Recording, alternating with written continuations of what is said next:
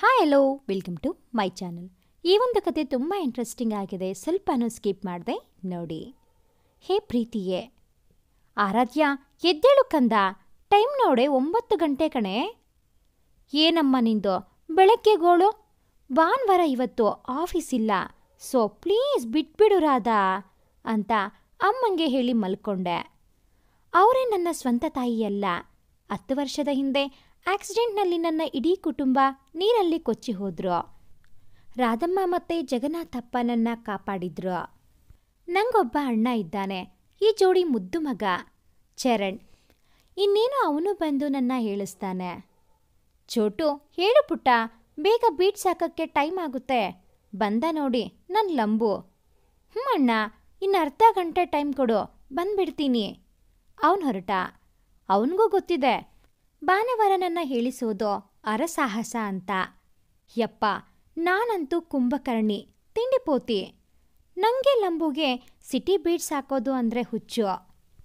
Correct 10ಕ್ಕೆ black jeans pant, red T shirt ಮತ್ತು black leather jacket ಹಾಕಿ high pony ಹಾಕಿ ಕೆಳಗಿಳಿದು ಬಂದೆ. ಅಣ್ಣನೂ ಸೇಮ್ ರೆಡಿ ಆಗಿದ್ದ. ಅಪ್ಪ ನಮ್ಮನ್ನು ನೋಡಿ ಆದರ್ಶ ಅಣ್ಣ ತಂಗಿ ಅಂತ ದೃಷ್ಟಿ ತೆಗೆದರು. ಆದರೆ ನಮ್ಮ ರಾಧಾಮಯ್ಯಿ ಬಿಡಬೇಕಲ್ಲ. ನನ್ನ ಕಿವಿ ಹಿಂಡಿ, ಅಲ್ವೇ ಕತ್ತೆ ವಯಸ್ಸಾಗಿದೆ, ಹುಡುಗರ ಥರ ಬೀದಿ ಸುತ್ತಕ್ಕೆ ಹೋಗ್ತೀಯಲ್ಲ, ನಿಂಗೆ ಹೇಳಿ ಏನು ಪ್ರಯೋಜನ? ನಿನ್ನ ಕುಣಿಸ್ತಿದ್ದಾರಲ್ಲ ನಿಮ್ಮ ಅಣ್ಣ ಮತ್ತು ನಿಮ್ಮಪ್ಪ, ಅವರಿಗೆ ಬೈಬೇಕು. ಒಳ್ಳೆ ಹುಡುಗನ ಥರ ಬೆಳೆಸಿದ್ದಾರೆ ಅಂತ ತಲೆ ಚೆಚ್ಕೊಂಡ್ಲು. ಅಮ್ಮ ನೋಡು, ಸರಿ ಇರಲ್ಲ, ನನ್ನ ಏನು ಬೇಕಾದರೂ ಅನ್ನೋ ಅಮ್ಮ. ಅಪ್ಪ ಅಣ್ಣನ ಮ್ಯಾಟರ್ಗೆ ಬಂದ್ಯೋ, ನನ್ನ ರೋಡಿ ರೂಪ ತೋರಿಸ್ತೀನಿ. ಏನಂದೆ? ಕತ್ತೆ ವಯಸ್ಸು ಅಲ್ವಾ? ನಿಂಗೆ ಯಾರು ಹೇಳಿದ್ದು ಕತ್ತೆಗೆ 23 ವರ್ಷ ಆಗಿರುತ್ತೆ ಅಂತ? ನನ್ನ ಏಜ್ ಕತ್ತೆಗೂ ಇರುತ್ತೆ ಅಂತ ನಿನ್ನಿಂದ ತಿಳಿಯಿತು. ಯಾಕೆ, ನೀನು ಕತ್ತೆ ವಂಶದೋಳಾ ಅಂತ ಹುಬ್ಬು ಹಾರಿಸಿ ಕಣ್ಣು ಹೊಡೆದೆ. ಚೋಟು ಬಾ, ಟೈಮ್ ಆಯಿತು, ಪಿಂಟು ಅದ್ದಿ ಕಾಯ್ತಿದ್ದಾರೆ. ಅಣ್ಣ ನಡಿ ಅಂತ ಅಣ್ಣನ ಬುಲೆಟಲ್ಲಿ ಹೊರಟೆವೋ. ಅಪ್ಪ ನೋಡಿ ನಗ್ತಿದ್ರೆ, ಅಪ್ಪ ನೀನು ನಿನ್ನ ಡಬ್ಬಾ ಗ್ಯಾಂಗ್ ಹಾಳಾಗಿ ಹೋಗಿ. ಅಣ್ಣ ನಾನು ನಮ್ಮ ಅಡ್ಡ ಅಂದರೆ ಪಿಂಟು ಅಂಕಲ್ ಬೇಕರಿಗೆ ಹೋದ್ವಿ. ಚರಣ್ ಅಂದರೆ ಲಂಬು, ಆರಾಧ್ಯ ಅಂದರೆ ಚೋಟು, ಪಂಚಮ್ ಅಂದರೆ ಪಿಂಟು, ಅದಿತ್ ಅಂದರೆ ಅದ್ದಿ. ನಾವಿಷ್ಟು ಒಂದು ಗ್ಯಾಂಗ್ ಅಲ್ಲ, ಟೀಮ್. ಇವರೆಲ್ಲ ನನ್ನ ಮುದ್ದು ಅಣ್ಣಂದ್ರು. ಮಗ, ಇವತ್ತು ಗಾಡಿಯಲ್ಲಿ ಬೀಟ್ಸ್ ಬೇಡ, ಸುಮ್ಮನೆ ನಡ್ಕೊಂಡು ಬೀಟ್ಸ್ ಹೊಡೆಯೋಣ, ಚೆನ್ನಾಗಿರುತ್ತೆ ಎಂದ ಚರಣ್. ಮಗ, ನಾವೇನೋ ನಡೀತೀವಿ, ಆದರೆ ಈ ಕುಳ್ಳಿ ಅಲ್ಲ ಚೋಟುದೇ ಪ್ರಾಬ್ಲಮ್. ಸುಸ್ತಾದರೆ ಏನು ಮಾಡೋದು ಎಂದ ಅದಿತ್. ನನಗೆ ಕುಳ್ಳಿ ಅಂದರೆ ಆಗಲ್ಲ. ಅದ್ದಿ ಬಾಯಿ ತಪ್ಪಿ ಹೇಳ್ದ, ಬದುಕೊಂಡ ಇಲ್ಲ ಅಷ್ಟೇ. ಮತ್ತೆ ಲೋ, ನಾವೆಲ್ಲ ಇವಳು ಅಣ್ಣಂದ್ರು ಅಂತ ಏನು ದಂಡಕ್ಕ ಇರೋದು? ನಮ್ಮ ಬಲಿಷ್ಠ ತೋಳುಗಳನ್ನು ಬಳಸಿ ಇಟ್ಕೊಳ್ತೀವಿ ಅಂತ ತೋಳು ತೋರಿಸಿ ಶಕ್ತಿ ಪ್ರದರ್ಶನ ಮಾಡಿದ ಪಂಚಮ್. ಹಾಗೇನೂ ಇಲ್ಲ, ಹೊಟ್ಟೆಗೆ ಹಿಟ್ಟಾಕಿದ್ರೆ ನನ್ನ ಗಾಡು ಫುಲ್ ಡೇ ಓಡುತ್ತೆ. ಎಲ್ಲರೂ ಹಾಗೆ ಡಿಸೈಡ್ ಮಾಡಿಕೊಂಡು ನಡ್ಕೊಂಡೇ ಹೋದ್ವಿ. ನಾನು ದಾರಿಯಲ್ಲಿ ಹೋಗೋ ಬರೋ ಹುಡುಗರನ್ನ ರೇಗಿಸ್ತಿದ್ದೆ, ಅಣ್ಣ ಇದ್ದ ಅನ್ನೋ ಕಾನ್ಫಿಡೆನ್ಸ್ ಮೇಲೆ. ಎಲ್ಲಿದ್ನೋ ಶನಿ ಹೇಗ್ಲೆರ್ದ ಅನಿಸುತ್ತೆ, ಹಾಳಾದ ನಾಯಿ ಓಡಿಸ್ಕೊಂಡು ಬಂತು. ನಾವಿದ್ದಿದ್ದು ಪಾರ್ಕಲ್ಲಿ. ಅಣ್ಣಂದ್ರು ನಿಂತ್ಕೊಂಡು ನೋಡ್ತಿದ್ರೆ ಹೊರತು ಹೆಲ್ಪ್ ಮಾಡಲಿಲ್ಲ. ಆದರೂ ಓನರ್ ಬಂದು ಎತ್ಕೊಂಡ್ರು. ಹುಸ್, ಅಪ್ಪ ನೆಮ್ಮದಿ ಆಯಿತು. ಅವರಿಗೆ ಥ್ಯಾಂಕ್ಸ್ ಹೇಳ್ದೆ. ಜೊತೆಗೆ ಅವರ ಹಿಂದೆ ಇದ್ದವನ್ನ ನೋಡಿ ಭೂಮಿನೇ ಬಾಯಿ ಬಿಟ್ಟು ನನ್ನ ನುಂಗಿಕೊಂಡಂತೆ ಆಯಿತು. ಅಣ್ಣನೂ ನನ್ನ ಜೊತೆ ಬಂದು ನಿಂತ. ಅವನು ಅವ್ಯಕ್ತ, ನನ್ನ ಮೊದಲ ಪ್ರೀತಿ. ಲಂಬು, ಪಿಂಟು, ಅದ್ದಿ, ಅವಿ ಕ್ಲಾಸ್ಮೇಟ್ಸ್ ಕಾಲೇಜಲ್ಲಿ. ಟೈಮ್ ಪಾಸ್ ಆಗಬೇಕು ಅಂತ ನನ್ನ ಲವ್ ಮಾಡಿ ಮನೆಯಲ್ಲಿ ತೋರಿಸಿದ್ದ ಶ್ರೀಮಂತ ಹುಡುಗಿನ ಮದುವೆ ಆದ. ಆ ನಾಯಿ ಅವನ ಹೆಂಡತಿ ಇದೆ. ಹಾಯ್ ಕಂದ ಅಂದ. ಅವನ ವೈಫ್ ಜೊತೆ ಇರಲಿಲ್ಲ ಅಲ್ವಾ, ಅದಕ್ಕೆ ಹಂಕರ್ದ. ನನಗೆ ಅಳು ಬರ್ತಿತ್ತು. ಅಣ್ಣನ ಹೆಗಲು ಹಿಡ್ಕೊಂಡು ನಿಂತೆ.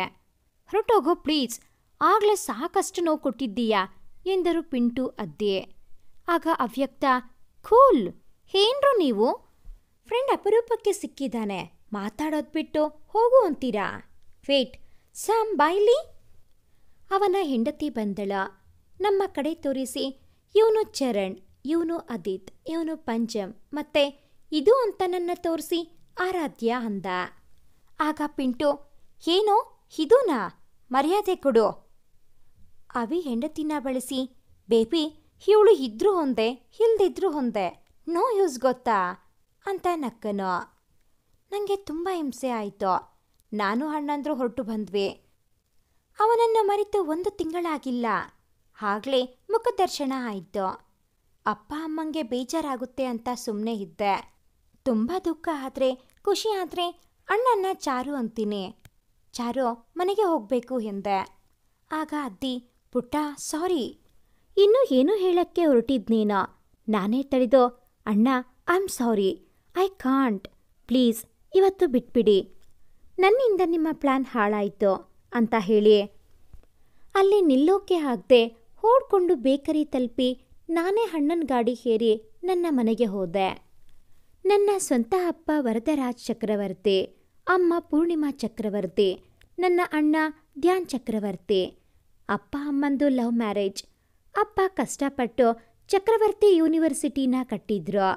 ಸ್ಕೂಲಿಂದ ಮಾಸ್ಟರ್ ಡಿಗ್ರಿವರೆಗೂ ಎಲ್ಲ ಕೋರ್ಸ್ಗಳು ನಮ್ಮ ಯೂನಿವರ್ಸಿಟಿಯಲ್ಲಿ ಇದೆ. 10 ವರ್ಷದ ಹಿಂದೆ ನಾನು ಆಗ 7th ಓದುತ್ತಿದ್ದೆ. ಅಣ್ಣ 2nd ಇಯರ್ ಮೆಡಿಕಲ್ ಮಾಡ್ತಿದ್ದ. ಯಾರ ಕಣ್ಣು ಬಿತ್ತೋ ಏನೋ, ಅವತ್ತು ನಮ್ಮ ಮನೆ ದೇವರಿಗೆ ಹೋಗಿದ್ವಿ. ವಾಪಸ್ ಬರ್ತಾ ಯಾವುದೋ ಜೀಪ್ ಗುದ್ದಿ ನದಿ ಪಾಲಾದ್ವಿ. ಆಗ ನನ್ನ ಜಗನ್ನಾಥ್ ಅಪ್ಪ ಕಾಪಾಡಿದ್ರು. ನನ್ನ ಅಪ್ಪ ಅಮ್ಮ ಅಣ್ಣ ನನ್ನ ಬಿಟ್ಟು ಹೋದ್ರು. ಅವತ್ತಿಂದ ಅವರೇ ಅಪ್ಪ, ರಾಧಾನೇ ನನ್ನ ಅಮ್ಮ, ಚರಣ್ ನನ್ನ ಅಣ್ಣ. ಚಾರು MBA ಮುಗಿಸಿ ಅಪ್ಪನ ಕಂಪನಿ ನೋಡ್ಕೋತಿದ್ದಾನೆ. ನಾನು ಇಂಜಿನಿಯರಿಂಗ್ ಮಾಡಿ ಒಂದು ಕಂಪನಿಯಲ್ಲಿ ಕೆಲಸ ಮಾಡ್ತಿದ್ದೀನಿ. ಚಾರುಗೆ ಬಿಟ್ಟರೆ ಮನೆಯಲ್ಲಿ ಯಾರಿಗೂ ನಾನು ಚಕ್ರವರ್ತಿ ಫ್ಯಾಮ್ಲಿ ಅವಳು ಅಂತ ಗೊತ್ತಿಲ್ಲ. ತುಂಬ ದುಃಖ ಆದರೆ ನಾನು ಮನೆಗೆ ಬಂದ್ಬಿಡ್ತೀನಿ. ಎಷ್ಟಾಗುತ್ತೆ ಅಷ್ಟು ಹೊತ್ತು ದುಃಖ ಕಮ್ಮಿ ಆದಮೇಲೆ ಮನೆಗೆ ಹೋಗ್ತೀನಿ. ಇವತ್ತು ಅಷ್ಟೇ ಹಾಗೆ ಬಂದೆ. ಸೀದಾ ಅಪ್ಪ ಅಮ್ಮ ಇದ್ದ ರೂಮ್ಗೆ ಹೋಗಿ ಅವರ ಫೋಟೋ ಮುಂದೆ ಕೂತು, ಅಪ್ಪ ಅಮ್ಮ ಯಾಕೆ ಹೀಗೆ ಮಾಡಿದ್ರಿ? ನನ್ನೂ ನಿಮ್ಮ ಜೊತೆ ಕರ್ಕೊಂಡು ಹೋಗ್ಬೇಕಿತ್ತು, ನೀವು ಬಿಟ್ಟೋದ್ರಿ. ಅವೇನೋ ಬಿಟ್ಟೋದ, ಯಾರಿಗೋಸ್ಕರ ಅಂತ ಬದುಕಲಿ? ಹಾಗೆ ಅದೆಷ್ಟು ಹೊತ್ತು ಅತ್ತೆ ಅಂತ ನನಗೆ ಗೊತ್ತಿಲ್ಲ. ಚಾರು ಅಣ್ಣ ಕಾಲ್ ಮಾಡಿದ್ದ, ಆಗಲೇ ಎಚ್ಚರ ಆಗಿದ್ದು. ಟೈಮ್ ನೋಡಿದೆ 10 ಗಂಟೆ. ಕಾಲ್ ರಿಸೀವ್ ಮಾಡಿಲ್ಲ. ಅದೇ ನಾನು ಮಾಡಿದ ತಪ್ಪು. ಅವನು ಅಪ್ಪ ಅಮ್ಮಂಗೆ ನನ್ನ ಬಗ್ಗೆ ಎಲ್ಲ ಹೇಳಿಬಿಟ್ಟಿದ್ದ. ಬೆಳಗ್ಗೆ ಅಪ್ಪ ಅಮ್ಮ ಅಣ್ಣ ಜೊತೆ ಬಂದ್ರು ನಮ್ಮ ಮನೆಗೆ. ನಾನು ಹಾಗೆ ಮಲಗಿದ್ದೆ. ಅಮ್ಮ ನನ್ನ ಹೇಳಿಸಿದ್ದು. ಅವಳನ್ನು ನೋಡಿ ತಬ್ಬಿಕೊಂಡು ಹತ್ತು ಬಿಟ್ಟೆ. ಅವಳಿಗೆ ಅಪ್ಪಂಗೆ ನನ್ನ ಮೇಲೆ ಮುನಿಸು. ಆಗ ಅಪ್ಪ, ಚೋಟು, ಈ ಅಪ್ಪ ನಿಂಗೆ ಸ್ವಂತ ಅಪ್ಪ ಅಲ್ಲ ಅಂತ ಏನೂ ಹೇಳಿಲ್ಲ ಅಲ್ವಾ ಎಂದರು. ಅಮ್ಮ, ನಾನು ಯಾರೋ ಅದೇ ಅಲ್ವಾ ಅಂತ ಅತ್ತಳು ನನ್ನಮ್ಮ. ನನ್ನ ಅಪ್ಪನ್ನ ತಬ್ಬಿಕೊಂಡು, ಜಗ್ಗು ಸಾರಿ, ನೋಡು ಯಾರಿಗೂ ನನ್ನ ಮೇಲೆ ಪ್ರೀತಿ ಇಲ್ಲ.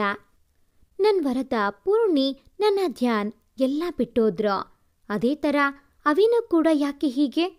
ನಾನೇನು ತಪ್ಪು ಮಾಡಿದ್ದೀನಿ ಹೇಳು? ಅವಿ ಯಾರು ಕಂದ ಎಂದರು ಅಮ್ಮ. ಅಣ್ಣ ಎಲ್ಲಿ ಹೇಳ್ತೀನೋ, ಆಮೇಲೆ ಅಪ್ಪ ಅವಿ ಮನೆಗೆ ಹೋಗಿ ಜಗಳ ಆಡ್ತಾರೆ ಅಂತ ಭಯಪಟ್ಟು. ಅದು ಅವಳ ಚೈಲ್ಡ್ಹುಡ್ ಫ್ರೆಂಡ್ ಅಮ್ಮ ಎಂದ. ನಾನು ಅವನೊಟ್ಟಿಗೆ ಹೂಗುಟ್ಟಿದೆ. ಅಮ್ಮ ನನ್ನ ಸಮಾಧಾನ ಮಾಡಿ ಕೆಳಗೆ ಹಾಲ್ಗೆ ಕರ್ಕೊಂಡು ಹೋದ್ಲು. ಆಗ ಚಂದ್ರಣ್ಣ, ನಮ್ಮ ಮನೆಯ ಸಂಸ್ಥೆನ ಇಲ್ಲಿ ತನಕ ಜೋಪಾನ ಮಾಡಿರೋರು ಬಂದ್ರು. ಆರು ಪುಟ್ಟ, ಲಾಸ್ಟ್ 2 ಇಯರ್ಸಿಂದ ಬಿಡದೆ ಪೋಸ್ಟ್ ಬರ್ತಿದೆ, ಯೂನಿವರ್ಸಿಟಿಗೂ ಬರ್ತಿದೆ, ಎಲ್ಲ ಪೂರ್ಣಿಮಾ ಮೇಡಮ್ ಹೆಸರಲ್ಲಿ. ಅಂಕಲ್ ಇಲ್ಲಿ ಕೊಡಿ, ನಾನು ನೋಡ್ತೀನಿ ಅಂತ ಇಸ್ಕೊಂಡು ಹೋದಿದ್ದೆ. ಪತ್ರ ಓದಿ ಖುಷಿನೂ ಆಯಿತು, ದುಃಖನೂ ಆಯಿತು. ಮತ್ತೆ ಮತ್ತೆ ಮನಸ್ಸಿಗೆ ನೋವು ಆಯಿತು. ಪತ್ರ ಇಸ್ಕೊಂಡು ಅಣ್ಣ ಓದಿದ. ಅಪ್ಪ ಏನ್ ಬರ್ತಿದೆ ಎಂದರು. ಅಪ್ಪ, ಇವಳ ಅಮ್ಮನ ಅಮ್ಮ ಅಂದರೆ ಇವರ ಅಜ್ಜಿಗೆ ಹುಷಾರಿಲ್ಲ, ಅವರನ್ನ ನೋಡಬೇಕು ಅಂತ 2 ವರ್ಷದಿಂದ ಕಾಯ್ತಿದ್ದಾರೆ. ಆದಷ್ಟು ಬೇಗ ಬನ್ನಿ ಅಂತ ಇದೆ. ಜೊತೆಗೆ ಈ ಪತ್ರ ಬರ್ತಿರೋದು ಯಾರೋ ಪಾರ್ಥ ಅಂತೆ, ಅವರ ನಂಬರ್ ಇದೆ. ಪುಟ್ಟ, ಪಾರ್ಥ ಯಾರು ಅಂತ ನಿಂಗೇನಾದರೂ ಗೊತ್ತಾ ಎಂದರು ಅಮ್ಮ. ಅಣ್ಣ, ಅಮ್ಮಂಗೆ ಯಾರೋ ಅಣ್ಣ ಇದ್ದಾರಂತೆ, ಅವರ ಮಗ, ನನ್ನ ಅಳಿಯ ಅಂತ ಆಗಾಗ ಹೇಳೋರು. ಅಣ್ಣ ಅವನಿಗೆ ಕಾಲ್ ಮಾಡಿ ಅಡ್ರೆಸ್ ಕೇಳಿ ಅಪ್ಪ ಅಮ್ಮನ ಬಗ್ಗೆ ಎಲ್ಲ ಹೇಳು ಅಣ್ಣ, ನಾನೊಂದ್ಸರಿ ಅಜ್ಜಿನ ನೋಡಬೇಕು ಅಂತ ಹೇಳಿ ಅಮ್ಮನ ತೊಡೆ ಮೇಲೆ ಮಲ್ಕೊಂಡೆ. ಅಮ್ಮ ಮಧ್ಯಾಹ್ನ ಹೇಳಿಸಿ ಊಟ ಮಾಡಿಸಿ ಮತ್ತೆ ಮಲಗಿಸಿದ್ರು. ನಿಜ ಹೇಳಬೇಕು ಅಂದರೆ ನನ್ನ ರಾಧಾಮಾಯಿ ನನ್ನ ಸ್ವಂತ ಮಗುಕ್ಕಿನ್ನ ಹೆಚ್ಚಾಗಿ ನೋಡ್ಕೊಂಡಿದ್ದಾಳೆ. ಸಂಜೆ ಇದ್ದಾಗ ಸೋಫಾ ಮೇಲೆ ಇದ್ದೆ. ಅಮ್ಮ ಅಪ್ಪ ಇರಲಿಲ್ಲ. ಕಣ್ಣು ಕರೆಕ್ಟಾಗಿ ಬಿಡಕ್ಕಾಗಲಿಲ್ಲ. ಯಾಕೆ ಅಂದರೆ ನಿದ್ದೆ ಮಂಪರು. ಅಣ್ಣ ಯಾರತ್ತೋ ಜೊತೆ ಮಾತಾಡ್ತಿದ್ದ. ಎದ್ದು ಕೂತು ಕಣ್ಣುಜ್ಜಿ ಆತನನ್ನು ನೋಡಿದೆ. ಹೋ god, Partha Deshpande, the famous business icon ಎಂದು ಉದ್ಗರಿಸಿದೆ. ಅವರು ಅಣ್ಣ ಒಟ್ಟಿಗೆ ನನ್ನ ನೋಡಿದ್ರು. ನಾನು ಅದೇ ಕಂಪನಿಯಲ್ಲಿ ವರ್ಕ್ ಮಾಡೋದು. ಲಂಬೋ, ನಿಮ್ಮ ಬಾಸ್ ನಮ್ಮ ಮನೆಯಲ್ಲಿ. How is this possible? ಪುಟ್ಟ, ನಮ್ಮಂತ ಅವರ ಮನೆಗೆ ಬರ್ತಿರ್ಲಿಲ್ಲ. ಆದರೆ ನಿನ್ನಂಥ ರಿಚ್ ಕಿಡ್ ಮನೆಗೆ ಬರ್ತಾರೆ. ಹುರಿದೋಯ್ತು ಅವನು ರಿಚ್ ಅಂದಿದ್ದು. ಮೊದಲೇ ನನಗೆ ಕೋಪ ಜಾಸ್ತಿ. ಅವ್ರಿರೋದು ಮರೆತು. ನೋಡೋ ಬೇಕುಪ್ಪ, ಹಾಳಾದೋನೆ, ನಿನ್ನ ಮುಖ ಮುಚ್ಚ. ನಾನು ನಿನ್ನ ಸ್ವಂತ ತಂಗಿ ಅಲ್ಲ ಅಂತ ಹೀಗೆ ಹೇಳ್ತಿದೀಯಾ? ರಿಚ್ ಅಂತೆ ರಿಚ್. ಇದು ನನ್ನ ಅಪ್ಪನ ಆಸ್ತಿ, ನಂದಲ್ಲ. ನೆನಪಿರ್ಲಿ. ಇನ್ನೂ ಹೇಳೋಕ್ಕೆ ಹೋಗ್ತಿದ್ದೆ. ಅಣ್ಣ ನನ್ನ ಬಾಯಿ ಮುಚ್ಕೊಂಡ್ಬಿಟ್ಟ. ನನಗೂ ಆಗಲೇ ನೆನಪಾಗಿದ್ದು. ನನ್ನ ತಲೆಗೆ ನಾನೇ ಮೊಟಕಿ ಅವರಿಗೆ ನಮಸ್ಕಾರ ತಿಳಿಸಿ, ಸರ್ ನೀವಿಲ್ಲಿ ಎಂದೆ. ಇನ್ನು ಮುಂದೆ ಅಣ್ಣನೇ ಹೇಳಿಬಿಟ್ಟ, ಪುಟ್ಟ, ಇವರೇ ನಿನ್ನ ಅತ್ತೆ ಮಗ. ತಲೆ ಸುತ್ತಿ ಬೀಳೋದು ಒಂದು ಬಾಕಿ. ಏನು, ದಿ ಹ್ಯಾಂಡ್ಸಮ್ ಪಾರ್ಥ ದೇಶಪಾಂಡೆ ನನ್ನ ಅತ್ತೆ ಮಗನಾ ಅಂತ ದೊಡ್ಡದಾಗಿ ಬಾಯಿ ಬಿಟ್ಟೆ. ಅವರೇ ಎದ್ದು ಬಂದು ಪಕ್ಕದಲ್ಲಿ ಕೂತು ಬಾಯಿ ಮುಚ್ಚಿಸಿ ಹೌದು ಎಂದರು. ಅಷ್ಟರಲ್ಲಿ ಅಮ್ಮ ಬಂದು ಅವ್ರಿಗೆ ಕಾಫಿ ಕೊಟ್ಟು ಉಪಚರಿಸಿದರು. ಅಪ್ಪನ ಬಂದರು. ಅಂಕಲ್, ಮನೆ ತುಂಬ ಚೆನ್ನಾಗಿ ಕಟ್ಟಿದ್ದೀರಾ. ನಮ್ಮ ಅಜ್ಜಿದು ಸೇಮ್ ಟೇಸ್ಟ್. ಇದು ನಮ್ಮ ಮನೆ ಅಲ್ಲ ಅಪ್ಪ, ಆರಾಧ್ಯ ಮನೆ. ನಿನ್ನೆ ಅಷ್ಟೇ ಇವಳ ಬಗ್ಗೆ ಗೊತ್ತಾಗಿದ್ದು. ಅಪ್ಪ, ನನ್ನ ಮನೆ ನಿಮ್ಮ ಮನೆ ಅಂತ ಯಾವುದೂ ಇಲ್ಲ ಅಂತ ಮುಖ ಹೊದಿಸ್ದೆ. ಪಾರ್ಥ ಕಡೆ ತಿರುಗಿ, ನಮ್ಮ ಅಮ್ಮ ನಿಮ್ಮ ಅಜ್ಜಿ ಮಗು ಅಲ್ವಾ, ಅದಕ್ಕೆ ಸೇಮ್ ಟೇಸ್ಟ್ ಎಂದೆ. ಅವರು ನಿಂಗೂ ಅಜ್ಜಿನೇ ಅಂದರು. ಎಂದು ಸುಮ್ಮನಾದೆ. ಅವರೇ ಮಾತು ಶುರು ಮಾಡಿದ್ರು. ನೋಡಿ ಆರಾಧ್ಯ, ಅಜ್ಜಿಗೆ ಅತ್ತೆ ವಿಷಯ ಹೇಳ್ದೆ. ಇನ್ನೂ ಕುಗ್ಗೋದ್ಲು. ನಿಮ್ಮನ್ನಾದರೂ ನೋಡಬೇಕು ಅಂತಿದ್ದಾಳೆ. ಪ್ಲೀಸ್ ನನ್ನೊಟ್ಟಿಗೆ ಬನ್ನಿ. ನೋಡಿ, ಮೊದಲು ಅವರೇ ಇವರೇ ಅನ್ನೋದು ಬಿಡಿ. ಹಾಗೆ ಅವರು ನಂಗೂ ಅಜ್ಜಿ. ನೋಡೋ ಆಸೆ ನಂಗೂ ಇದೆ. ಖಂಡಿತ ಬರುವೆ. ಹಾಗೆ ಮನೇಲಿ ಯಾರ್ಯಾರಿರೋದು? ನಮ್ಮದು ಚಿಕ್ಕಮಗಳೂರು. ನಮ್ಮನೇಲಿ ನಾನು, ಅಪ್ಪ, ಅಮ್ಮ, ನನ್ನ ತಮ್ಮ ಮತ್ತು ಅಜ್ಜಿ. ಅಪ್ಪ ನಾಗರಾಜ್, ಅಮ್ಮ ಶಾಂತಲಾ, ತಮ್ಮ ವಿಶಾಲ್, ಅಜ್ಜಿ ಲಕ್ಷ್ಮಿ ಇರೋದು. ಇನ್ನೂ ಏನಾದರೂ ಪ್ರಶ್ನೆ ಇದೆಯಾ? ಇಲ್ಲ ಅಂತ ತಲೆ ಆಡಿಸಿದೆ. ಅವರು ನಾಳೆ ಬೆಳಗ್ಗೆ ಹೊರಡೋಣ ಅಂದರು. ನಾನು, ಪಾರ್ಥ, ಅಣ್ಣ ಹೊರಟೆವು. ಅವರು ಇಲ್ಲೇ ರೂಮ್ ಮಾಡಿಕೊಂಡು ಇದ್ದರಂತೆ. ಸೊ ಅಲ್ಲೇ ಉಳ್ಕೊಳ್ಳೋಕ್ಕೆ ಹೋದ್ರು. ಬೆಳಗ್ಗೆ ಬೇಗ ಎದ್ದು 3 ಜನ ಹೊರಟ್ವಿ. ಅಪ್ಪ ಅಮ್ಮ ಮನೆಗೆ ಹೋದ್ರು. ಸುಮಾರು 11ಕ್ಕೆ ಒಂದು ವಿಶಾಲವಾದ ಮನೆ ಮುಂದೆ ಇಳಿದ್ವಿ. ಅದೊಂದು ಹಳೆ ಕಾಲದ ತೊಟ್ಟಿ ಮನೆ. ನಂಗಂತೂ ಮನೆ ತುಂಬ ಇಷ್ಟ ಆಯಿತು. ಒಳಗೆ ಕಾಲಿಡೋ ಮುಂಚೆ ನಿಲ್ಲಿ ಅನ್ನೋ ಹೆಂಗಸಿನ ಧ್ವನಿ ಕೇಳಿತು. ಅವರು ನನ್ನ ಅತ್ತೆ ಶಾಂತಲಾ. ಬರುತ್ತಾ ಪಾರ್ಥ ಎಲ್ಲರ ಫೋಟೋ ತೋರಿಸಿದ್ರು. ಅವರು ಆರತಿ ಎತ್ತಿ ಒಳಗೆ ಕರ್ಕೊಂಡ್ರು. ಮಾವ, ಅತ್ತೆ, ವಿಶಾಲ್ ಎಲ್ಲ ಒಟ್ಟಿಗೆ ಬಂದ್ರು. ನಾನು ಅತ್ತೆ ಮಾವನ ಕಾಲಿಗೆ ಬಿದ್ದು ಆಶೀರ್ವಾದ ತಗೊಂಡೆ. ಅಣ್ಣ ಕೂಡ. ಥ್ಯಾಂಕ್ಸ್ ಕಣಪ್ಪ ಚರಣ್, ನನ್ನ ಮನೆ ಮಗಳನ್ನು ನೋಡ್ಕೊಂಡಿದ್ದಕ್ಕೆ ಅಂತ ಕೈ ಮುಗಿದ್ರು ಮಾವ. ಹಾಗೆಲ್ಲ ಹೇಳಬೇಡಿ ಅಂಕಲ್. ಅವಳು ನನ್ನ ಸ್ವಂತ ತಂಗಿ ಆಗದೇ ಇದ್ರೋ ಅದಕ್ಕಿನ್ನ ಹೆಚ್ಚು. ಅಣ್ಣ ಮಾವ ಮಾತಾಡಬೇಕಾದ್ರೆ ವಿಶಾಲ್ ಮನೆ ತೋರ್ಸಕ್ಕೆ ಕರ್ಕೊಂಡು ಹೋದ. ಮನೆ ಹಿರಿಯ ಫೋಟೋ ಸಾಲಾಗಿ ಇತ್ತು. ಅಪ್ಪ ಅಮ್ಮನ ಫೋಟೋ ಕೂಡ. ಫೋಟೋಗೆ ಹಾರ ಹಾಕಿದ್ರು. ಸಹಿಸಕ್ಕೆ ಆಗಲಿಲ್ಲ. ನಾನು ಎಂದೂ ಅಪ್ಪ ಅಮ್ಮ ಸತ್ತಿದ್ದಾರೆ ಅಂದ್ಕೊಂಡಿಲ್ಲ. ಯಾಕೋ ತುಂಬ ಅಳು ಬಂತು. ಹೊರಗೆ ಬಾವಿ ಕಾಣಿಸ್ತು. ಅಲ್ಲಿಗೆ ಹೋಗಿ ಅಳತೊಡಗಿದೆ. ವಿಶಾಲ್ ತನ್ನ ಅಣ್ಣನಿಗೆ ಹೇಳಿದ್ದ. ಪಾರ್ಥ ನನ್ನ ಬಳಿ ಬಂದು ನನ್ನ ಹೆಗಲ ಮೇಲೆ ಕೈ ಇಟ್ಟರು. ನಾನವರನ್ನು ತಬ್ಬಿಕೊಂಡು ಅಳುತ್ತಾ, ಪ್ಲೀಸ್ ಅಪ್ಪ ಅಮ್ಮನ ಫೋಟೋ ಇಡದಿದ್ರೂ ಪರವಾಗಿಲ್ಲ, ಆದರೆ ಅವರ ಫೋಟೋಗೆ ಹಾರ ಹಾಕಬೇಡಿ. ಅವರು ನನ್ನ ಪಾಲಿಗೆ ಸತ್ತಿಲ್ಲ, ನನ್ನ ಜೊತೆನೇ ಇದ್ದಾರೆ ಅಂತ ತುಂಬ ಹತ್ತು ಬಿಟ್ಟೆ. ಅವರು ನನ್ನ ಮುಖ ಬೊಗಸೆಯಲ್ಲಿ ಹಿಡಿದು, ಪುಟ್ಟ ಇಲ್ನೋಡು, ಸಮಾಧಾನ ಮಾಡ್ಕೋ. ಓಕೆ, ನೀನು ಹೇಳಿದ ಹಾಗೆ ಆಗಲಿ. ನಮ್ಮ ಮನೆ ರಾಜಕುಮಾರಿ ನೀನು. ಹಾಗೆಲ್ಲ ಅಳಬಾರ್ದಮ್ಮ. ಅಜ್ಜಿ ನೋಡಿದ್ರೆ ಬೇಜಾರಾಗಲ್ವಾ ಹೇಳು?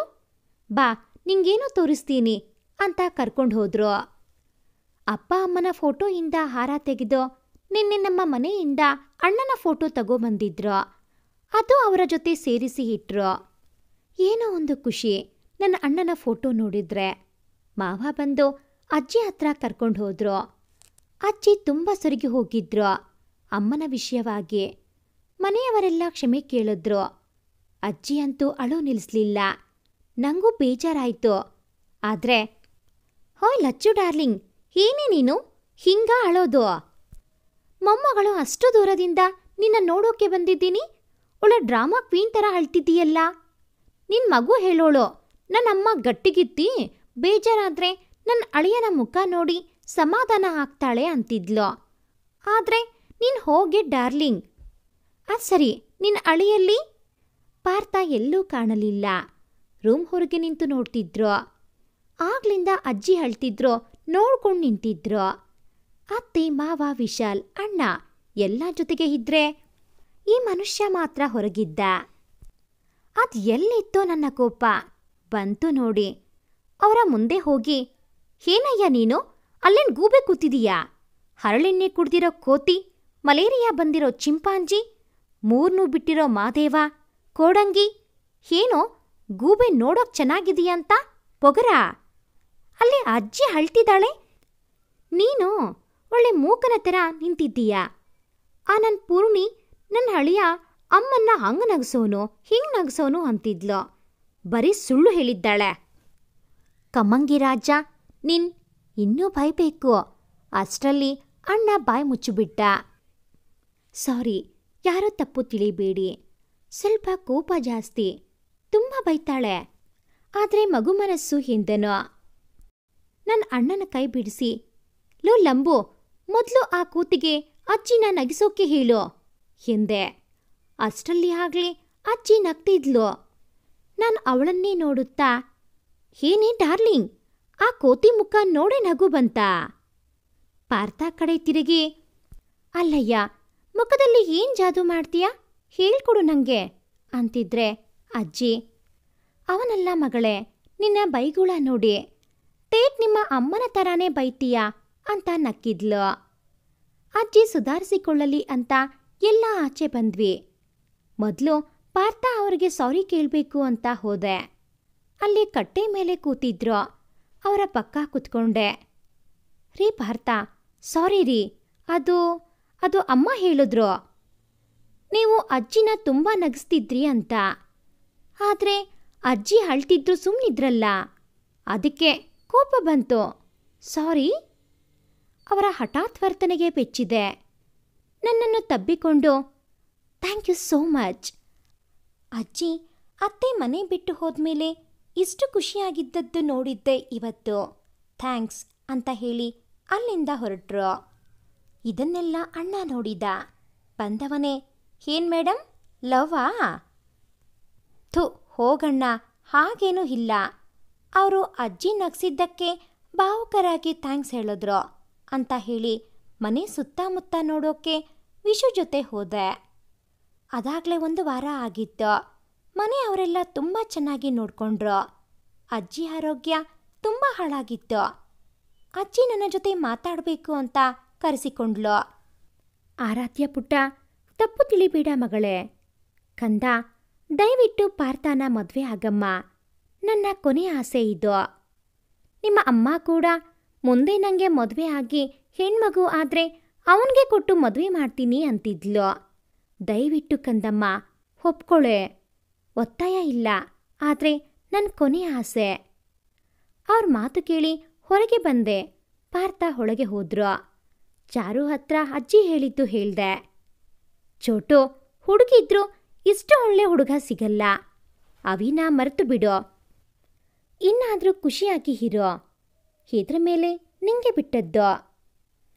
ಅಣ್ಣ ಹೇಳಿದ್ಮೇಲೆ ಅಪ್ಪ ಅಮ್ಮಂಗೆ ಕಾಲ್ ಮಾಡಿ ಅಜ್ಜಿ ಹೇಳೋದನ್ನ ಹೇಳಿದಾಗ ಅವರು ಅಣ್ಣ ಹೇಳೋದೇ ಹೇಳಿದ್ರು. ಸ್ವಲ್ಪ ಹೊತ್ತು ಆದಮೇಲೆ ಪಾರ್ಥ ಬಂದ್ರು. ನಾನು ಅವರ ಹತ್ರ ನನ್ನ ಅವಿ ಬಗ್ಗೆ ಹೇಳಿದೆ. ಜೊತೆಗೆ ಈಗ ಅವನು ನನಗೆ ಏನೂ ಇಲ್ಲ ಅನ್ನೋದನ್ನು ಹೇಳಿದೆ. ಆಗ ಪಾರ್ಥ, ನನಗೆ ನಿನ್ನ ಪಾಸ್ಟ್ ಬೇಡ, ಫ್ಯೂಚರ್ ಮತ್ತು ಪ್ರೆಸೆಂಟಲ್ಲಿ ನಾನಿದ್ರೆ ಸಾಕು. ನಿನ್ನ ಪುಟ್ಟ ಮಗು ಥರ ನೋಡ್ಕೋತೀವಿ. ಈ ಮದುವೆ ನಿಂಗೆ ಒಪ್ಪಿಗೆ ಇದೆಯೋ ಇಲ್ವೋ ಅಷ್ಟು ಹೇಳು. ಒಪ್ಪಿಗೆ ಇದೆ. ಮನೆಯವರಿಗೆ ನಮ್ಮ ನಿರ್ಧಾರ ತಿಳಿಸಿದೆವು. ಅಜ್ಜಿ ಅಂತೂ ತುಂಬ ಖುಷಿಪಟ್ಲು. ಇನ್ನೊಂದು ವಾರದಲ್ಲಿ ನಮ್ಮ ಮದುವೆ. ಮಾವ ಅಪ್ಪ ಅಮ್ಮನನ್ನ ಬೆಂಗಳೂರಿನಿಂದ ಕರ್ಕೊಬಂದ್ರು. ವಿಶು ಅಂತೂ ಅತ್ತಿಗೆ ಅಂತ ಹಿಂದೆ ಮುಂದೆ ತಿರುಗುತ್ತಿದ್ದ. ಪಿಂಟು ಅತ್ತಿ ಅಂತೂ ತುಂಬ ಖುಷಿಪಟ್ರು. ನಾನು ಅವಿ ಬಗ್ಗೆ ಎಲ್ಲ ಮರೆತಿದ್ದೆ. ಪಾರ್ಥ ಮೇಲೆ ನನಗೆ ಲೈಟಾಗಿ ಲವ್ ಆಗಿತ್ತು, ಆದರೆ ತೋರಿಸ್ಕೊಂಡಿರಲಿಲ್ಲ. ಮದುವೆಗೆ ಇನ್ನು 4 ದಿನ ಇತ್ತು. ಆ ರಾತ್ರಿ ಪಾರ್ಥ ನನ್ನ ರೂಮ್ಗೆ ಬಂದವರೇ ನನ್ನನ್ನು ಹಿಂದಿನಿಂದ ತಬ್ಬಿದರು. ಅವಿನ ನಾನು ಎಷ್ಟೇ ಪ್ರೀತಿ ಮಾಡಿದ್ರೂ 1 ದಿನ ಮುಟ್ಟೋಕೆ ಬಿಟ್ಟಿರಲಿಲ್ಲ. ಅವನನ್ನ ಕೈ ಹಿಡಿದ್ರೂ ಸಹಿಸುತ್ತಿರಲಿಲ್ಲ ನಾನು. ಆದರೆ ಪಾರ್ಥ ತಬ್ಬಿಕೊಂಡಾಗ ಏನೋ ಮಧುರ ಭಾವನೆ. ಆ ಅಪ್ಪುಗೆಯಲ್ಲಿ ಏನೋ ಒಂದು ಭದ್ರತೆ. ಅವರು ಅಪ್ಪಿದಷ್ಟು ಇನ್ನಷ್ಟು ಅವರಿಗೆ ಹತ್ರ ಆಗಬೇಕು ಅನಿಸಿತ್ತು. ಅಲ್ಲೇ ಅರಿವು ಆಯಿತು, ಅವೇ ಜೊತೆಗೆ ನನಗಿದ್ದದ್ದು ಬರೀ ಅಟ್ರಾಕ್ಷನ್. ಆದರೆ ಪಾರ್ಥನ ಮೇಲೆ ನಿಜವಾದ ಪ್ರೀತಿಯಾಗಿತ್ತು. ಯಾವಾಗ ಹೇಗೆ ಗೊತ್ತಿಲ್ಲ. ಅವ ಹತ್ತಿರ ಬಂದರೆ ಎದೆ ಬಡಿತ ತಾಳ ತಪ್ಪಿತ್ತು. ಅವರು ನನ್ನ ಕಿವಿಯಲ್ಲಿ, ನಾಳೆ ನಿಂಗೊಂದು ಸರ್ಪ್ರೈಸ್ ಇದೆ, ರೆಡಿ ಆಗು ಅಂತ ಹೇಳಿ ಕೆನ್ನೆಗೆ ಚುಂಬಿಸಿ ಹೊರಟರು. ನಾನು ಬೆಳಗಾಗುವುದನ್ನೇ ಕಾದೆ. ಎದ್ದು ರೆಡಿಯಾಗಿ ಬಂದೆ. ಇಬ್ಬರೂ ಕಾರ್ ಏರಿ ಬೆಂಗಳೂರು ದಾರಿ ಹಿಡಿದೆವು. ಅವ್ಯಕ್ತ ಮನೆ ಮುಂದೆ ಕಾರ್ ನಿಂತಿತು.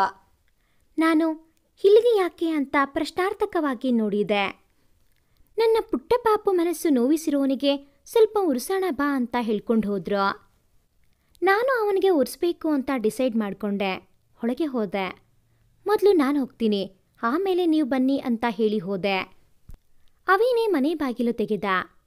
ಅವನೇ ಮಾತು ಶುರು ಮಾಡಿದ. ಅವನ ಹೆಂಡತಿ ಡಿವರ್ಸ್ ಕೊಟ್ಲಂತೆ. ಅವನು ಮತ್ತೆ ನನ್ನ ಸೇರ್ತೀನಿ ಅನ್ಕೊಂಡ್ಬಿಟ್ಟಿದ್ದ. ಆದರೆ ನಾನು ಅದೇ ಟೈಮ್ಗೆ ಪಾರ್ಥನ ಒಳಗೆ ಕರೆದೆ. ಮದುವೆ ಇನ್ವಿಟೇಷನ್ ಕೊಟ್ಟೆ. ಹುರ್ಕೊಂಡು ಹೋದ. ನಾವು ಇನ್ನೇನು ಹೋಗಬೇಕು. ತಳ್ಕೊಂಡು ಕೆನ್ನೆಗೆ ಮುತ್ತು ಕೊಟ್ಟ.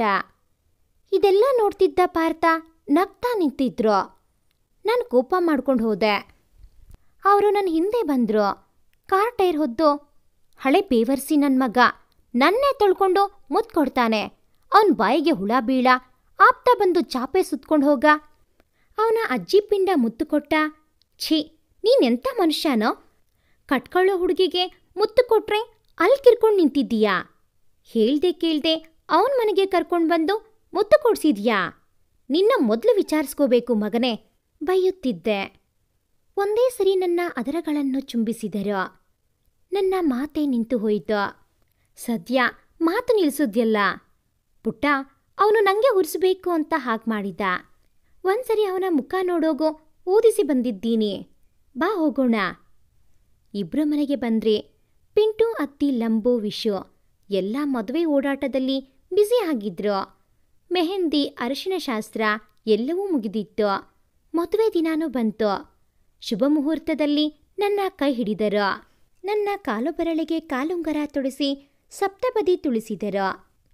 ಅರುಂಧತಿ ನಕ್ಷತ್ರ ತೋರಿಸಬೇಕಾದ್ರೆ ನಂದು ಒಂದು ಡೌಟ್. ಅಲ್ಲ, ಕಾಣದೇ ಇರೋ ನಕ್ಷತ್ರನ ಯಾಕೆ ನೋಡಬೇಕು? ವೇಸ್ಟ್. ಬನ್ನಿ ಹೋಗೋಣ. ಪಾರ್ಥ ತಲೆಗೆ ಮುಟಕಿ, ಕೋತಿಮರಿ, ಬಾಯಿ ಮುಚ್ಕೊಂಡು ಶಾಸ್ತ್ರ ಫಾಲೋ ಮಾಡು. ನಾನು ಸುಮ್ಮನಾದೆ. ಅಜ್ಜಿ ಅಂತೂ ದಿಲ್ ಖುಷಾಗಿದ್ಲು. ರಿಸೆಪ್ಷನ್ನಲ್ಲಿ ಫೋಟೋ ತಗೊಂಡು ಪಾರ್ಥ ಸುಸ್ತಾದ್ರೆ ನಾನು ಅವರನ್ನು ಎಬ್ಬರಿಸಿ ತರ ಫೋಸ್ ಕೊಟ್ವಿ. ಮನೆಗೆ ಸೇರೊದ್ದು ಬಂದೆ. ದೇವರಿಗೆ ದೀಪ ಹಚ್ಚಿಸಿ ಅತ್ತೆ ಮಾವ, ಅಜ್ಜಿ, ಅಪ್ಪ, ಅಮ್ಮ, ನನ್ನ ಅಣ್ಣ, ಅವನ ಗ್ಯಾಂಗ್ ಜೊತೆ ಆಶೀರ್ವಾದ ತಗೊಂಡ್ರಿ. ಪಾರ್ಥ ಅಪ್ಪ, ಅಣ್ಣ, ಅಮ್ಮನ ಫೋಟೋ ಮುಂದೆ ನನ್ನ ನಿಲ್ಲಿಸಿ ನನ್ನ ಕೈ ಹಿಡಿದು, ಅತ್ತೆ, ನೀನು ಹೇಳಿದ್ಯಲ್ಲ ಹೆಣ್ಮಗು ಆದರೆ ನೀನು ಹೆಂಡತಿ ಮಾಡ್ತೀನಿ ಅಂತ. ನೋಡು, ನಿನ್ನ ಆಸೆ ಈಡೇರಿಸಿದ್ದೀನಿ. ಅತ್ತೆ ಮಾವ, ಭಾವ, ನಿಮ್ಮನೆ ಮಗಳನ್ನ ಇನ್ನು ಜೋಪಾನ ಮಾಡೋ ಜವಾಬ್ದಾರಿ ನಂದು ಅಂತ ಕೈ ಮುಗಿದ್ರು. ನಾನು ನಮಸ್ಕಾರ ಮಾಡಿ ಬಂದೆ. ಅತ್ತೆ ಅಮ್ಮ ಬಂದು ರೆಸ್ಟ್ ಮಾಡಿ ಅಂತ ಬೇರೆ ಬೇರೆ ರೂಮ್ಗೆ ಕಳಿಸಿದ್ರು. ರಾತ್ರಿ ಅತ್ತೆ ಅಮ್ಮ ಬಂದು ಸೀರೆ ಉಡಿಸಿದ್ರು. ಆಗ ನನಗೆ ಯಾವ ಶಾಸ್ತ್ರ ಅಂತ ಫ್ಲ್ಯಾಶ್ ಆಗಲಿಲ್ಲ. ಬ್ಲ್ಯಾಕ್ ಸೀರೆ, ಒಡವೆ ಏನೂ ಹಾಕಿಸಲಿಲ್ಲ. ಅಮ್ಮ ಬೈದು, ಸುಮ್ಮನೆ ಇದೇ ಥರ ಹಾಲು ತಗೊಂಡು ಹೋಗು, ತಲೆ ಹರಟೆ ಮಾಡಬೇಡ. ಕನ್ನಡಿಯಲ್ಲಿ ನನ್ನ ಬಿಂಬ ನೋಡಿದೆ, ಚೆನ್ನಾಗಿ ಕಾಣ್ತಿದ್ದೆ. ರೂಮ್ಗೆ ಹೋದೆ. ಪಾರ್ಥ ನನಗಾಗಿ ಕಾದಿದ್ರು. ಹಾಲು ಕೊಟ್ಟೆ. ಅಮ್ಮ ಹೇಳಿದ ಮಾತನ್ನೇ ಹೇಳಿದೆ. ಪಾರ್ಥ, ಅದು ಅಮ್ಮ ಹೇಳಿದ್ರು, ಅಜ್ಜಿ ಹೇಳಿದ್ರಂತೆ, ಇವತ್ತೇ ನಾವು ಹೊಂದಾಗಬೇಕಂತೆ, ಇಲ್ಲ ಒಳ್ಳೇದಾಗಲ್ವಂತೆ. ಪಾರ್ಥ ನಕ್ಕು, ನಿಂಗೆ ಒಪ್ಪಿಗೆನಾ ಅಂದ್ರು. ಇಲ್ಲಿ ನಾನು ನನ್ನ ದಡ್ಡತನ ತೋರಿಸಿದ್ದು. ಅದ್ರಲ್ಲಿ ಏನಿದೆ, ಆಗಲೇ ಒಂದಾಗಿದ್ದೀವಿ, ಮತ್ತೆ ಆಗಬೇಕಾ? ಪಾರ್ಥ ತಲೆಗೆ ಮುಟಕಿ, ಅಜ್ಜಿ ಹೇಳಿದ್ದು ಏನಂದ್ರೆ ಅವರಿಗೆ ಇನ್ನು 9 ತಿಂಗಳಲ್ಲಿ ಮೊಮ್ಮಗು ಬೇಕು ಅಂತ. ಆಗಲೇ ನೋಡಿ ನನಗೆ ಫ್ಲ್ಯಾಶ್ ಆಗಿದ್ದು. ಮುಖದಲ್ಲಿ ಲಜ್ಜೆ ಆವರಿಸಿತು. ಅವರು ನನ್ನ ಅದರಗಳನ್ನು ದೀರ್ಘವಾಗಿ ಚುಂಬಿಸಿದರು. ಅವರ ಪ್ರೀತಿಯ ಸಂಕೇತದಂತೆ ಕೊರಳಲ್ಲಿ ಬೆನ್ನಲ್ಲಿ ಕಲೆ ಮೂಡಿತು. ನನ್ನ ಸೊಂಟದ ತುಂಬೆಲ್ಲ ಮುತ್ತಿನ ಜೇಂಕಾರ ಬರೆದರು. ಬಳ್ಳಿಯು ಮರವನ್ನು ಹಬ್ಬುವಂತೆ ನನ್ನ ಹಬ್ಬಿದರು. ಭಾರಿ ರಸಿಕ, ಶೃಂಗಾರ ಕಾವ್ಯವನ್ನೇ ಬರೆದರು. ಬೆಳಗ್ಗೆ ಎಚ್ಚರವಾದಾಗ ನಾನವರ ತೋಳಲ್ಲಿ ಬಂದಿಯಾಗಿದ್ದೆ. ರೂಮ್ನ ಮೂಲೆಯಲ್ಲಿ ಸೀರೆ ಮುದುರಿ ಬಿದ್ದಿತ್ತು.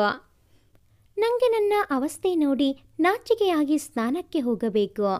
ಅಷ್ಟರಲ್ಲಿ ನಮ್ಮ ಯಜಮಾನರು ಇದ್ದವರೇ ನನ್ನ ತಬ್ಬಿಕೊಂಡು ಮುತ್ತಿನ ಮಳೆ ಸುರಿಸಿದರು. ಅವರು ಬಿಡುತ್ತಿಲ್ಲ. ನನಗೆ ನನ್ನ ಅವಸ್ಥೆ ನಾಚಿಕೆ. ಹೋಯ್ ಪುಟ್ಟ, ಯಾಕೆ ಮುಖ ಮುಚ್ಕೊಂಡಿದೀಯಾ? ಗಂಡನ ಹತ್ರ ಏನ್ ನಾಚಿಕೆನಾ? ಈಗ ಬಿಟ್ರೆ ಸರಿ, ಇಲ್ಲ ಕಚ್ಚಿಬಿಡ್ತೀನಿ. ಹೇಗೂ ಬಿಡಿಸಿಕೊಂಡು ಸ್ನಾನ ಮಾಡಿ ಬಂದೆ. ಎಲ್ಲರೂ ನಮ್ಮನ್ನೇ ರೇಗಿಸುತ್ತಿದ್ರು. ಮದುವೆ ಆಗಿ 1 ವಾರ ಆಗಿತ್ತು. ಅಜ್ಜಿ ನಮ್ಮನ್ನೆಲ್ಲ ಬಿಟ್ಟು ಹೋದ್ರು. 1 ತಿಂಗಳಾದ ಮೇಲೆ ನಾವು ಬೆಂಗಳೂರಿಗೆ ಬಂದ್ವಿ. ನಾನು ಚಕ್ರವರ್ತಿ ಯೂನಿವರ್ಸಿಟಿನ ನೋಡ್ಕೊಂಡು ಇದ್ದೆ. ಅವರು ದೇಶಪಾಂಡೆ ಕಂಪನಿ ನೋಡ್ಕೊಂಡಿದ್ರು. ಇವತ್ತಿಗೆ ಮದುವೆ ಆಗಿ 7 ವರ್ಷ ಆಗಿದೆ. ನನ್ನ ಪುಟ್ಟ ಮಗ ಹರ್ಷಿತ್, 6 ವರ್ಷದ ಪುಟ್ಟ ಪೋರ. ಇನ್ನು ನನ್ನ ಮಗಳು ಪ್ರಲೈಕ್ಯ, ನನ್ನದೇ ಅಚ್ಚು. ಪಾರ್ಥ ಕಿರುಚುತ್ತಿದ್ದಾರೆ. ಹೋಗಿ ನೋಡಿದ್ರೆ, ಪ್ಲೀಸ್ ಇವಳನ್ನ ಕರ್ಕೊಂಡು ಹೋಗು. ಬರೀ 4 ವರ್ಷ ಆದರೂ ನಿನ್ನಷ್ಟೇ ಬೈತಾಳಲ್ಲೇ ಎಂದು ಹಣೆ ಚಚ್ಚಿಕೊಂಡ್ರು. ನೋಡಿ ಸರ್, ನಿಮಗೆ ನಿಮ್ಮ ಮಗಳೇ ಮುದ್ದು ಅಲ್ವಾ, ನೋಡ್ಕೊಳ್ಳಿ ಅಂತ ನನ್ನ ಮಗನನ್ನು ಕರ್ಕೊಂಡು ಅಡುಗೆ ಮನೆಗೆ ಹೋದೆ. ಅವರು ನನ್ನ ಹಿಂದೆ ಬಂದು ಹರ್ಷಿತ್ನ ಪ್ರಲೈಕ್ಯ ಹತ್ರ ಕಳುಹಿಸಿದರು. ನನ್ನನ್ನು ತಬ್ಬಿಕೊಂಡು, ಮೇಡಮ್ ಗಿಫ್ಟ್ ಕೊಡಿ ಅಂದ್ರು. ನಾನು ಇಲ್ಲ ಅಂತ ತಲೆ ಆಡಿಸಿದೆ. ಅವರೇ ಮುಂದೆ ಬಾಗಿ ಅದರಗಳನ್ನು ಚುಂಬಿಸಿ ಗಿಫ್ಟ್ ಸಿಕ್ತು ಅಂತ ಓಡಿದ್ರು. ಲಂಬುಗೆ, ಪಿಂಟುಗೆ, ಅದ್ದಿಗೆ ಮದುವೆ ಆಯಿತು. ವಿಶುಗೂ ಕೂಡ. ಏನ್ ಗೊತ್ತಾ, ಹವಿ ಹೆಂಡತಿ ವಾಪಸ್ ಬಂದ್ಲಂತೆ. ಅಪ್ಪ ಅಮ್ಮ, ಅಣ್ಣನ ಮಗು, ನನ್ನ ಸೊಸೆ ಸೌಖ್ಯ ಜೊತೆ ಹ್ಯಾಪಿಯಾಗಿ ಇದ್ದಾರೆ. ಇಷ್ಟೇ ಸಾಕು ನನಗೆ. ಇನ್ನೇನು ಬೇಕು ಹೇಳಿ? ಅದೆಷ್ಟು ನಿಜ ಅಲ್ವಾ? ದೇವರು ಒಂದು ಕಿತ್ಕೊಂಡ್ರೆ ಇನ್ನೊಂದು ಕೊಡ್ತಾನೆ ಅನ್ನೋದು. ಅದೇ ಥರ ಅಮ್ಮ ಅಪ್ಪ ಅಣ್ಣನ ಕಿತ್ಕೊಂಡ. ಆದರೆ ಅವರ ತರಹದವ್ರನ್ನೇ ರೀಪ್ಲೇಸ್ ಮಾಡಿದ. ಪ್ರೀತಿಗೆ ಮೋಸ ಆಯಿತು ಅನ್ಕೊಂಡ್ರೆ ನನ್ನನ್ನೇ ಪ್ರಾಣ ಅಂತ ಪ್ರೀತಿಸೋ ಗಂಡ ಮಕ್ಕಳನ್ನ ಕೊಟ್ಟ. ಒಂದಂತೂ ಸತ್ಯ, ಆ ದೇವರು ಯಾರ ಪ್ರೀತಿಗೂ ಮೋಸ ಮಾಡಲ್ಲ. ಈ ಒಂದು ಕತೆ ನಿಮಗೆ ಇಷ್ಟ ಆಗಿದ್ದಲ್ಲಿ ಪ್ಲೀಸ್ ಲೈಕ್ ಮಾಡಿ, ಶೇರ್ ಮಾಡಿ, ಹಾಗೆಯೇ ಕಾಮೆಂಟ್ ಮಾಡೋದನ್ನು ಮರಿಬೇಡಿ. ಹಾಗೆಯೇ ಇನ್ನೂ ಯಾರೆಲ್ಲ ಈ ಚಾನಲ್ಗೆ ಸಬ್ಸ್ಕ್ರೈಬ್ ಆಗಿಲ್ಲ, ದಯವಿಟ್ಟು ಈ ಕೂಡಲೇ ಸಬ್ಸ್ಕ್ರೈಬ್ ಆಗಿ. Thanks for watching this video.